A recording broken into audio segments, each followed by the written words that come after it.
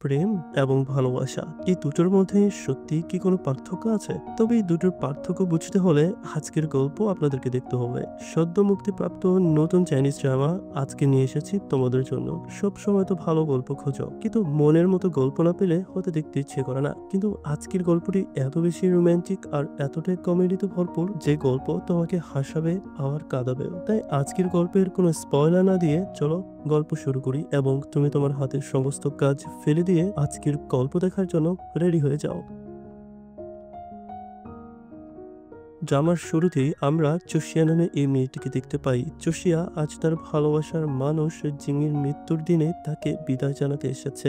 বিদায় জানানোর কিছুক্ষণ পরই পেছন থেকে ঘাড় ঘোরাতেই সে দেখতে পায় জিং চলে এসেছে। আর এটা দেখে চুশিয়া অনেক অবাক হয়। জিং তখন তাকে একের পর এক কিস করতে শুরু করে আর এমনই রোমাঞ্চকর মুহূর্ত কাটতে থাকে চুশিয়ার সাথে। চুশিয়া ঘুম থেকে উঠে বুঝতে পারে না তার সাথে এটা কি হয়েছিল। তার ভালোবাসার মানুষটি কি সত্যি তার কাছে ফিরে এসেছিল? চুশিয়া তাকে নিয়ে এটা ভাবতে থাকলে তখন সেখানে চ্যান নামের এই ছেলেটি চলে আসে। চ্যান আবার মনে মনে চুশিয়াকে ভীষণ পছন্দ করে। চ্যান তখন বলতে থাকে, তুমি তাকে ভুলে যাও চুশিয়া, যে আমাদের ছেড়ে একবার চলে যায় সে আর কখনো আমাদের জীবনে ফিরে আসে না। আর এসব নিয়ে ভাবতে ভাবতে চুশিয়া অনেক বেশি ফ্রেড আপ হয়ে যায়। ঠিক তখনই সে মাথা রাখে জিং এর হাঁটুর উপর আর মনে মনে ভাবতে থাকে, জিং কিভাবে এখানে ফিরে এলো? আমি কি ভুল দেখছি না তো? না না, এ সত্যিই আমার জিং। তাছাড়া জিং আর তার চেহারা তো একই রকম, আর না হলে তার সাথে কিভাবে এতটা মিল হতে পারে? এই বলে তাকে চাপটে ধরে আর বলে, তুমি আমার জিং তাই না? আমি এই কয়টা দিন তোমাকে কত মিস করেছি তুমি জানো? তখন সেখানে নিয়ান নামের এই মেয়েটি চলে আসে আর বলে, এই হচ্ছে আমাদের অফিসের নতুন সহকর্মী আর সে এখন থেকে আমাদের সাথেই কাজ করবে। এটা শুনে চুশিয়া তো ভীষণ হতবাক হয়ে যায়। পরের সিনে জিং শাওয়ার নিয়ে বের হলে সেখানে চুশিয়া এসে বলে, আমি এই হেয়ার ড্রায়ার দিয়ে তোমার চুল শুকিয়ে দিই, আমি খুব ভালো চুল শুকাতে পারি, বুঝেছ? তারপর চুশিয়া একটা রশির সাথে পা আটকে পড়ে যেতে গেলে সে জিং এর টাওয়াল ধরে ফেলে, ফলে যা হয়, বেচারা জিং টাওয়াল দিয়ে তার শরীর দ্রুত ঢেকে ফেলে। এমনটা হবে চুশিয়া ভাবতেও পারেনি। তখনই সেখানে নিয়ান চলে আসে। তখন চুশিয়া ভীষণ লজ্জা পেয়ে সেখান থেকে পালাতে শুরু করে। পরের সিনে চুশিয়া জিং এর ট্রাঙ্ক থেকে সমস্ত কাপড় বের করতে থাকে আর সেখানে একটা চুল খুঁজে পায় আর বলে, আমি তো এটা প্রমাণ করেই ছাড়বো যে তুমি আমার সত্যিকারের জিং কিনা। তখন সেখানে জিংটাকে দেখে ফেলে আর ছবি তুলে ফেলে। চুশিয়া বলে, একদম মরবে না, বুঝেছ? আমি তো তোমার মাথা মেসেজ করে দেওয়ার জন্য এখানে এসেছি। তারপর মাথা মেসেজ করার নাম করে সে চুপি চুপি জিং এর চুল খুঁজতে থাকে। জিং তখন উঠে যেতে চাইলেও চুশিয়া তো তাকে ছেড়ে দেওয়ার মতো মেয়ে নয় আর তাদের এমন জোরাজুরিতে মেসেজ করার সমস্ত তেল ছিটকে গিয়ে পড়ে জিং এর মাথায়। রাতের বেলা জিং বলে, তোমার কি হয়েছে যার সঙ্গে তুমি এত বেশি ড্রিঙ্ক করতেছো? আমি জানি তুমি অনেক বড় ড্রিঙ্কার, কিন্তু আমাকে বলবে কি হয়েছে? চুশিয়া তখন বলতে থাকে, তুমি জানো তোমার নাকটা দেখতে পুরোপুরি আমার পছন্দের মানুষের মতো, এমনকি তোমার চোখ দুটো। আর এসব বলতে বলতে চুশিয়া মাতাল হয়ে তার হাতের উপর মাথা রাখলে জিং তখন তাকে ছিটকে ফেলে দেয়। চুশিয়ার হাত থেকে তখন ব্রেসলেটটি খুলে পড়ে যায় আর এই ব্রেসলেটটি কয়েক বছর আগেই তাকে তার বয়ফ্রেন্ড জিং উপহার দিয়েছিল। চুশিয়ার তখন তার পছন্দের মানুষের কথা মনে পড়তেই সে আটসাট হয়ে জিং এর শরীরের ভিতর ঢুকতে শুরু করে। এরপর জিং এর শরীরের উষ্ণতা নিতে শুরু করে আর তার শার্টের ভিতর হাত ঢুকিয়ে দেয়। তারপর করতে থাকে যত পাগলামো। জিং বলে, দাঁড়াও, তোমার প্রেমের উষ্ণতা প্রয়োজন তাই না? তো চলো আজ আমি তোমাকে প্রেমের উষ্ণতা দিব। পরদিন সকালবেলা চুশিয়া ঘুমের ঘোরে ভুলবশত জিংকে হঠাৎ করে কিস করে ফেলে আর এরপরেই সে জিংকে দেখতে পেয়ে তাকে লাথি মেরে খাট থেকে ফেলে দেয়। আর এই ঘটনায় বেচারা জিং পুরো হতভম্ব হয়ে যায় যে তার সাথে আবার কি হলো। নাস্তার টেবিলে চুশিয়া বলে, আমি গত রাতে তেমন কিছু করিনি তাই না? এটা শুনে জিং বলে, তুমি তেমন কিছু করনি, তুমি শুধুমাত্র আমার গলায় একটা কামড় মেরেছিলে, দেখেছ? এটা দেখে তো চুশিয়া বড় অবাক হয়ে যায় আর তার মনে পড়ে যায় সেদিন তার পছন্দের মানুষটির গলাতেও সে কামড় মেরেছিল। পরের সিনে চুশিয়া অফিস থেকে বের হওয়ার পথে তার ফোনে একটা কল আসে।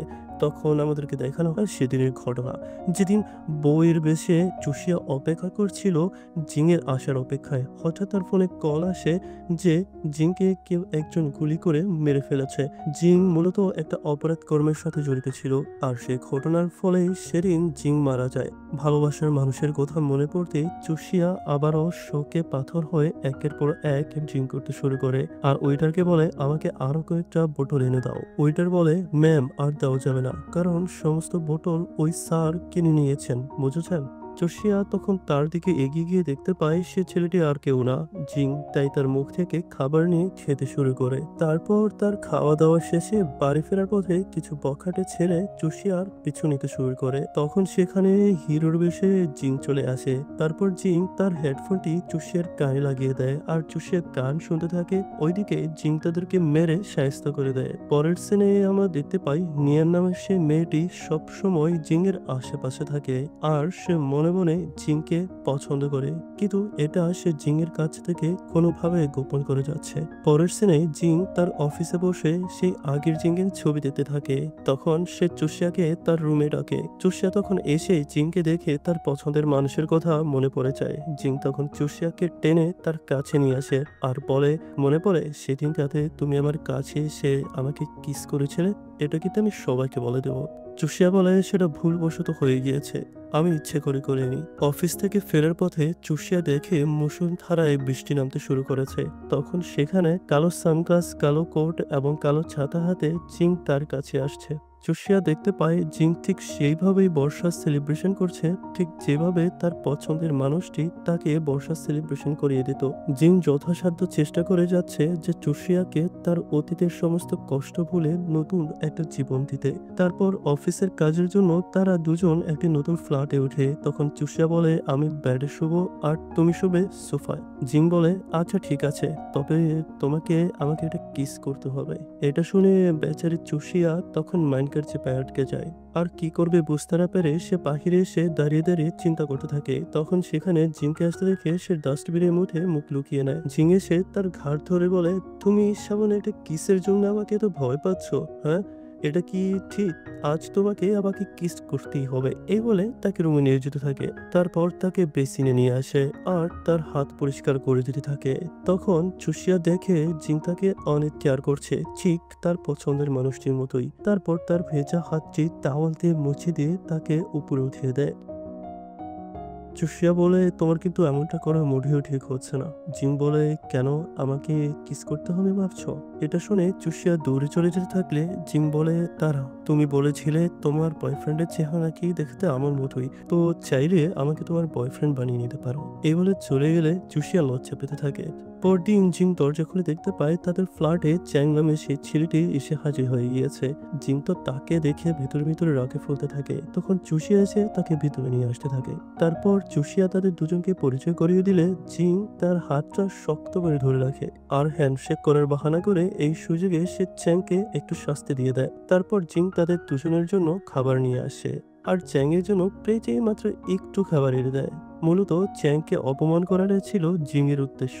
আর এটা দেখে চুষিয়া তখন তার প্লেটের সমস্ত খাবার চ্যাংয়ের প্লেটে ঢেলে দেয়। তখন জিং এটা থেকে বলে আমি করলাম কি আর হলোটা কি। পরের সিনে চুষিয়া একটি সুন্দর ড্রেস পরে এসে বলে বলতো আমাকে কেমন লাগছে। তার এমন প্রশ্ন শুনে জিং বলে তোমাকে দেখতে মোটেও ভালো লাগছে না, কেমন দেখাচ্ছে এমন ড্রেসে, যাও চেঞ্জ করে আসো।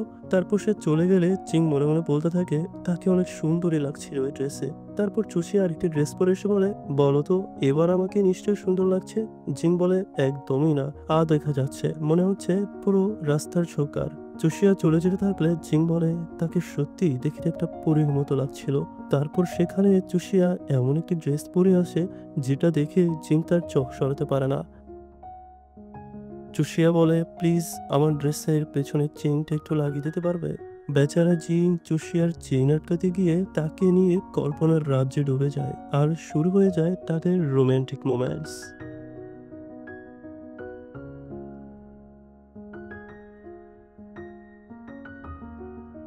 আর স্বপ্নে এসব দেখতে দেখতে খাট থেকে নিচে পড়ে যায় চুষিয়া আর মনে মনে বলতে থাকে, আমি কেন তাকে নিয়ে স্বপ্নে এসব দেখছি, কি করলে আমি তার থেকে মুক্তি পাবো, কিছুই ভালো লাগছে না। রাত্রিবেলা জিং চুষিয়ার রুমে ফিরে দেখতে পায় সে অসুস্থ, তাই তাকে কোলে করে হসপিটাল নিয়ে যেতে থাকে দ্রুত। হসপিটালে যাওয়ার পর চুষিয়া আবারও সেখানে জিংকে দেখতে পেয়ে প্রচন্ড রেগে যায় আর তার গলা চেপে ধরে বলে, তোর কারণেই শুধুমাত্র আমি আজকে টেনশন করতে করতে অসুস্থ হয়ে পড়েছি। ফলে তারা দুজন আরো বেশি একে অপরের কাছে চলে যেতে থাকে। তখন সেখানে নার্স চলে আসে আর বলে, এটা রুমেস করার জায়গা না, রুমেস করতে হলে বাসায় গিয়ে করবে। নার্স চলে গেলে জিং বলে, এটাই মহা সুযোগ, এই সুযোগে আমাকে একটা কিস করে দাও, না হলে সবাইকে বলে দিব তুমি আমাকে সেদিন ঘুমের ঘোরে কি করেছিলে। চুষিয়া তখন তার মুখ চেপে ধরে বলে, একদম চুপ, এই কথা আর কাউকে বলবে না। তখন সেখানে চ্যাং চলে আসে কিছু ফল নিয়ে অসুস্থ চুষিয়াকে দেখতে। চ্যাংকে দেখতে পেয়ে চুষিয়া তখন অভিনয় করে বলতে থাকে, আরে তোমার দাদা তো ক্যাভিটি হয়েছে, ভালো করে দাঁত পরিষ্কার করবে, বুঝেছ? চ্যাং বলে, তুমি তো দেখছি প্রায় সুস্থ হয়ে গিয়েছো, তাহলে চলো আমরা একসাথে ডিনার করতে যাই। এটা শুনে জিং বলে, আমিও যাবো তোমাদের সাথে। তারপর চ্যাং চুষিয়ার কাছে আসতে থাকে, যেটা দেখে জিং তো প্রচন্ড রেগে যেতে থাকে আর চুষিয়াকে ধপাস করে টেনে তার কাছে নিয়ে যায়। মূলত তারা যখন চুষিয়াকে নিয়ে ঝগড়া করছিল তখন চুষিয়ার পেটে গ্যাসের কারণে প্রচন্ড ব্যথা হচ্ছিল, আর যখনই জিং তাকে টেনে তার কাছে নিয়ে যায় তখন তার পেটে চাপ পড়ার কারণে গ্যাস বের হয়ে যায়। ফলে সেখানে থাকা নার্স বলতে থাকে, কে এখানে বায়ু ছেড়েছে, ব্যাড স্মেলের কারণে টিকে যাচ্ছে না। তখন চ্যাং বলতে থাকে, আমি ছেড়েছি। চ্যাং এমনটা বলে যাতে চুষিয়া লজ্জা না পায়।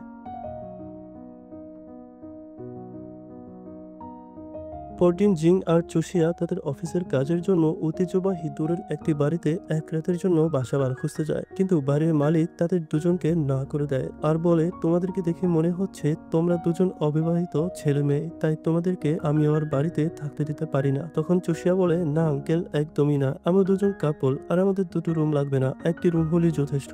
রাতের বেলা বেডরুমে চুষিয়া বলে, তুমি নিচে শুবে আর আমি হচ্ছে এই বেডে শুবো। এই বলে সে শুয়ে পড়লে জিং চুষিয়ার থেকে কম্বলটা টেনে নিয়ে যেতে থাকে আর চুষিয়াও আবার সেটা নিয়ে টানতে থাকে। ফলে দুজনের টানাটানিতে কখন যে তারা ঘুমিয়ে পড়ে তারাও জানে না। পরদিন সকালবেলা জিং ঘুম থেকে চুষিয়ার আগে জেগে যায় আর দেখে চুষিয়া তাকে জড়িয়ে ঘুমিয়ে আছে, আর এই সুযোগে তাকে একটা কিস করে আবার ঘুমের ভান ধরে শুয়ে থাকে। তখন চুষিয়া ঘুম থেকে জেগে গেলে দেখে সে জিং এর উপর এইভাবে সারা রাত ঘুমিয়েছিল, তাই আস্তে ধীরে সে চুপি চুপি আবার কম্বলের ভিতর ঢুকতে শুরু করে। আর এইভাবে বৃষ্টি ভেজা দিনে তারা রোমান্টিক মোমেন্টের সাথে সাথে তাদের অফিসের প্রজেক্টটাও শেষ করে ফেলে। কাজ শেষে তারা তিনজন মিলে রাতের বেলা একটা গেম খেলতে থাকে, আর এই গেমে যে জিততে পারবে সে চুষিয়ার সাথে এক রাত কাটাতে পারবে। দেখা যায় সেই গেমে জিং জিতে যায় আর চ্যাং হেরে যায়। গেমের রুলস অনুযায়ী আজ রাত শুধুমাত্র জিং চুষিয়ার সাথে সময় কাটাতে পারবে। বেচারি চুষিয়া মজা করে গেম খেলতে গিয়ে এখন সত্যি সত্যি সে দ্বিতীয়বারের মতো মাইকের চেপায় আটকে গিয়েছে। পরদিন সকালবেলা চুষিয়া ঘুম থেকে উঠে দেখে যে জিং তার সাথেই ঘুমিয়ে আছে, মানে তারা একসাথে এক রাত কাটিয়েছে। এটা দেখে বেচারি চুষিয়া কোনোভাবেই যেন মেনে নিতে পারছিল না। তখন তাদের রুমে চেং চলে আসলে দ্রুত চুষিয়ার সুন্দর করে বিছানা গুছিয়ে দিয়ে রুমের দরজা খোলে আর এমন একটা ভাব করতে থাকে যেন তার রুমে কেউ নেই। তখনই সেখানে জিং চলে আসে আর বেচারি চুষিয়ার সমস্ত মান সম্মান সেখানে প্লাস্টিক হয়ে যায়, তাই দ্রুত সে রুমে চলে যায়। তখন চ্যাং বলে, তুমি ওর রুমে কি করো? জিং বলে, আমার গলায় কামড়ের দাগ মানে লাভ বাইট দেখেও বুঝতে পারছো না? দুপুরবেলা তারা দুজন দৌড়ে আসছিল। চুষিয়া তখন রাস্তায় একটি মিল্কের প্যাকেট পড়ে থাকতে দেখে আর একটি সাইকেল অপর পাশ থেকে আসতে থাকলে চুষিয়া দ্রুত জিং এর পেছনে গিয়ে লুকায় আর সাইকেলটি মিল্কের প্যাকেটের উপর দিয়ে গেলে সমস্ত দুধ ছিটকে জিং এর পায়ে গিয়ে পড়ে।